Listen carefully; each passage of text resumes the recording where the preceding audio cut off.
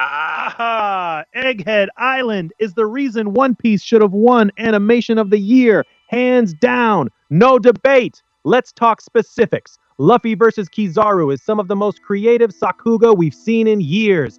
Gear 5 Luffy bending the entire environment like a living cartoon. Buildings stretching, ground turning into rubber, laser beams exploding in ridiculous physics. The timing on those impact frames, the way the light refracts off Kizaru's body, the bouncy squash and stretch animation synced perfectly with the soundtrack drops. It's not just fluid, it's joyful, wild, and full of personality. That fight alone feels like a love letter to classic Toei animation at its absolute peak.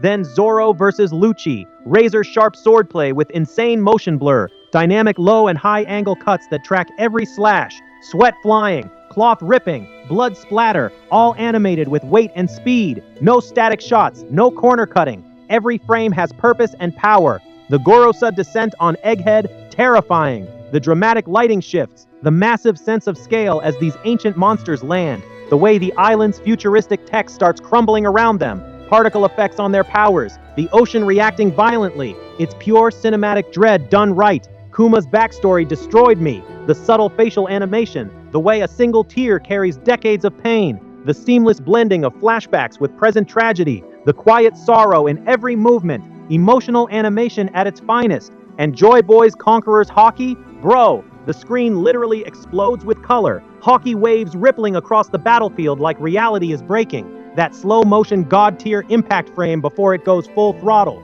I was screaming. That sequence is award worthy by itself.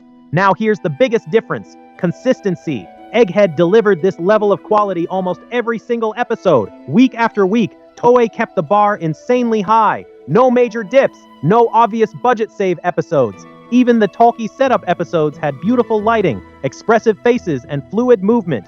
They treated the whole arc like one giant passion project. Solo Leveling Season 2 is genuinely good. The shadow effects look clean, Jinwoo's fights are flashy, monster designs pop, and the action has that satisfying power fantasy punch. A1 Pictures did a solid job making it look premium and consistent in its own style, but it still doesn't catch up to Egghead. Solo Leveling plays it safe, strong production values, but mostly standard modern shonen animation with occasional Sakuga spikes. It doesn't take the same creative risks, doesn't juggle the same insane scale of characters and world building, and doesn't hit you with that mix of jaw-dropping action and deep emotional animation in the same episodes.